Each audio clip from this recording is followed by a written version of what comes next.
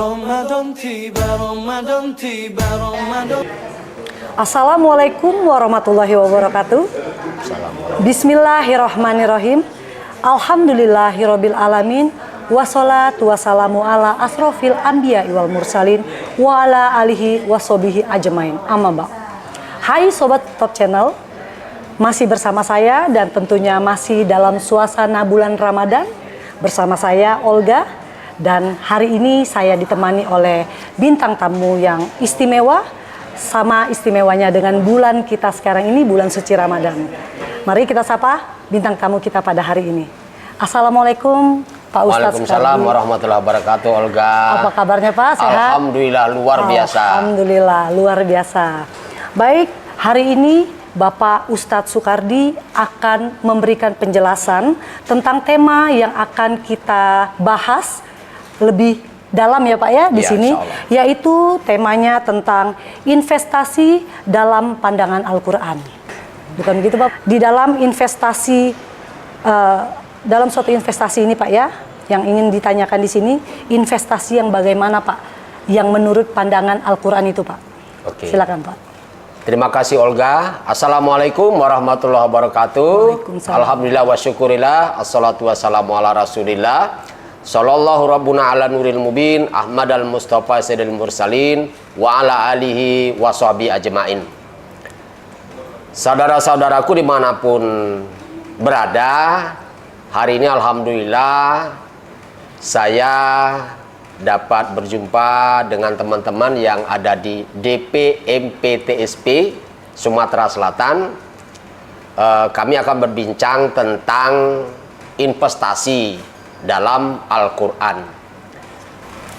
Karena kita ini adalah makhluk ciptaan Allah, makhluk ciptaan Tuhan, tentunya segala urusan itu harus kita kembalikan kepada Allah.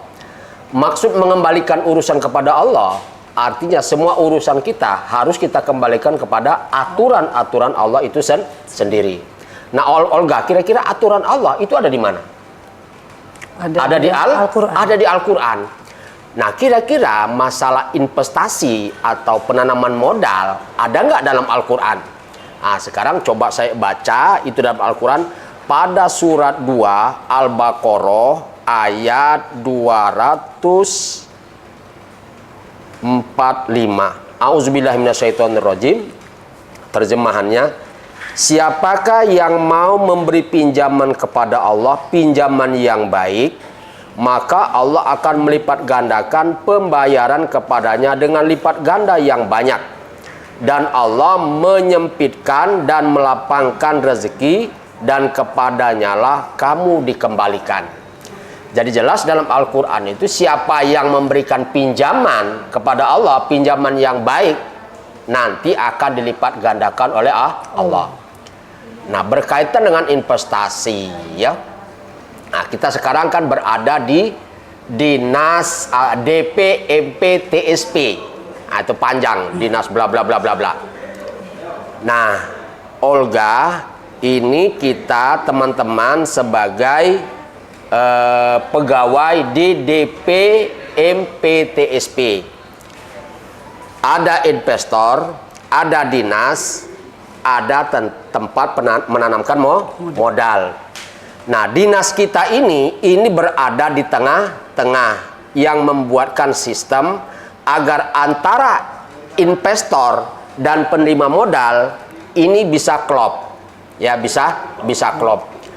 Jadi teman-teman yang ada di dinas ini, mereka semua adalah dalam rangka berbuat baik. Bahasa Arabnya itu amal soleh, ya, amal soleh. Bahasa Indonesianya amal soleh itu berbuat baik. Saya yakin orang-orang yang ada di dinas ini adalah orang-orang pilihan, ya, sudah dipilih oleh Allah Subhanahu Wa Taala untuk mempertemukan antara investor dan penerima modal. Nah, contoh begini, Olga. Kalau saya punya uang 200 triliun, kemudian uang itu saya taruh di kamar, apa yang akan terjadi? Lapukan, Lapukan. Ekonomi nggak akan berjalan. Ya, ekonomi tidak akan berjalan. Nah, ketika uang saya tadi saya investasikan harus melalui Dinas DPMPT PSP, ya. Agak kusut nyebutnya karena terlalu panjang, ya. Kemudian ada penerima modal.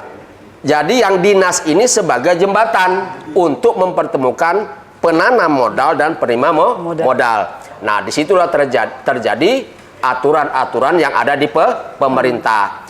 Nah, kalau aturan-aturan ini diikuti, insya Allah nanti penanam modal dapat manfaat, penerima modal dapat manfaat, ekonomi hidup, ya, ekonomi hidup. Nah, inilah yang dimau oleh Allah Subhanahu wa Ta'ala. Nah, kalau uang itu kita simpan saja dalam kamar, ekonomi bisa kacau, ya, bisa kacau. Nah, oleh karena itu yang punya modal jangan sungkan-sungkan untuk menanamkan modalnya ke pelaku usaha. Tapi dengan syarat jangan sampai investasi bodong seperti yang sering terjadi beberapa tahun yang lalu. Dan alhamdulillah sekarang sudah tidak terdengar lagi investasi bodong. Jadi biar tidak bodong, investasinya harus melalui DPMPTSP ini, ya. Nah, kalau semua syarat-syaratnya sudah dipenuhi, rukunnya sudah dipenuhi, ya insya Allah Indonesia akan lebih maju. Sebagaimana di Quran pada surat 7 ayat 96 itu dijelaskan oleh Allah, ya. Kira-kira maknanya begini, ya. Walau anna ahlal qura amanu wa taqau la fatahna barokati minas sama'i wal ard, ya. Walakin kazabu. Seandainya suatu negeri itu beriman dan bertakwa, Allah akan membukakan pintu rezeki dari langit, pintu berkah dari langit dan dari bumi. Tetapi uji Allah, mereka banyak mendustakan ayat, ya, mendustakan ayat. Contohnya apa? Dia tidak mau sedekah, tidak bisa memaafkan orang, tidak mau berbuat baik, ya akhirnya pintu berkah dari langit dan dari bumi akan tertutup. Saya kira Olga, itu dulu penyampaian dari saya. Mudah-mudahan bermanfaat, terutama bagi saya dan bagi para penonton dimanapun berada.